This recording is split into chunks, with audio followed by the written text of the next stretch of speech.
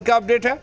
Update यह है कि फिलहाल जो रुझान आए हैं अब तक उसके हिसाब बिहार विधानसभा चुनाव में जेडीयू सबसे बड़ी पार्टी बन गई है। ये इस वक्त की सबसे बड़ी और अहम खबर है कि अब तक जो रुझान आए, अब तक जो अपडेट्स हैं उसके मुताबिक जेडीयू विधानसभा चुनाव में फिलहाल सबसे बड़ी पार्टी बनती हुई दिख रही है। चूंकि रुझानों में जेडीयू 75 सीटों पर आगे चल रही है, यानी सिंगल लार्जेस्ट पार्टी फिलहाल जेडीयू दिख रही है। अब तक जो रुझान है उसके मुताबिक 75 सीटों पर जेडीयू आगे है और इसके साथ ही ये सबसे बड़ी पार्टी फिलहाल रुझानों में दिख रही है। चूंकि जो आंकड़े हैं वो फिलहाल यही कर रहे हैं, जो रुझान आए हैं वो इसी ओर इशारा कर रहे हैं कि जेडीयू सबसे बड़ी पार्टी फिलहाल बनी। अब देखना होगा कि आगे क्या होता है, लेकिन फिलहाल चूंकि बीजेपी 72 सीटों पर आगे है, जेडीयू 75 सीटों पर आगे है, तो सबसे बड़ी पार्टी फिलहाल रुझानों में जेडीयू है।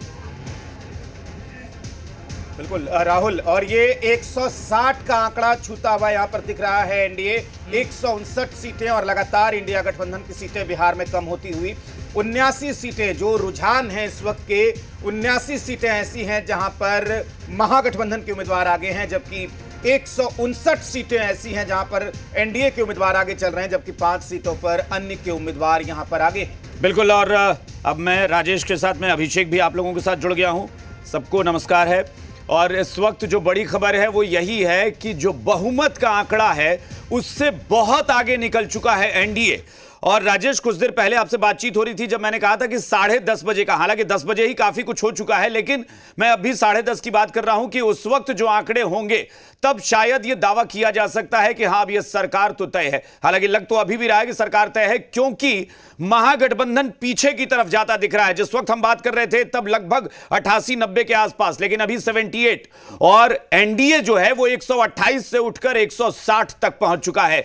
यह आंकड़े स्पष्ट कर रहे हैं कि एनडीए प्रचंड बहुमत की तरफ, यानी 2/3 बहुमत की तरफ पहुंच चुका है। बिल्कुल अभिषेक, और 162 वो आंकड़ा है जिसे 2/3 बहुमत कहा जाता है राजनीति की भाषा में, और उसको लगभग आप समझ लीजिए कि छू लिया गया है।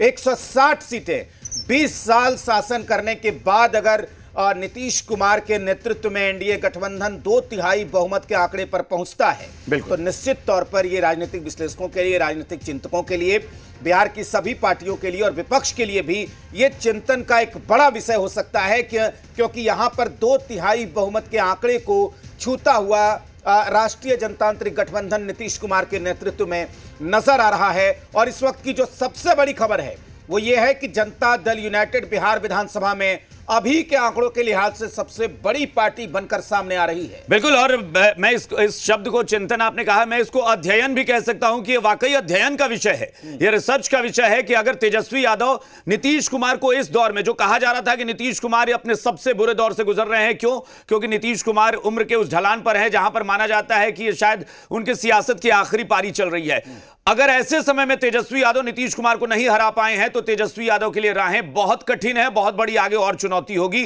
नीतीश कुमार इस दौर में भी बिहार में सबसे सशक्त और सबसे प्रभावी चेहरे के तौर पर उभर रहे हैं। यह नीतीश कुमार की राजनीति का एक ऐसी कथा या आप ऐसी वानगी लिख सकते हैं, आप बता सकते हैं, जिस पर वाकई रिसर्च करने की बात है। राजेश, और लगातार देखिए 161 सीटें एनडीए के पास यहां पर मिलता हुआ दिख रहा है, यानी कि एक सीट पीछे 2/3 बहुमत से। हालांकि हमें 1 घंटे का और इंतजार करना होगा जब ये जो रुझान है जो पल पल बदल रहे हैं, लेकिन शुरू से ही हम देख रहे हैं कि बहुत ज्यादा अंतर नहीं आया है। 80 से 83 से लेकर 89 से आगे बढ़ नहीं पाया महागठबंधन, 90 का आंकड़ा उसने क्रॉस नहीं किया है, और यह लगातार 122 से ऊपर यहां पर नजर आ रहा है एनडीए, और 161 का आंकड़ा, जबकि 77 सीटों पर यहां पर महागठबंधन के उम्मीदवार आगे चल रहे हैं। और इस वक्त हमारे साथ हमारे सहयोगी राहुल न्यूज रूम से जुड़े हुए हैं, सीधा रुख करते हैं राहुल का। राहुल, बताएं क्या बड़ी खबर है? बिल्कुल।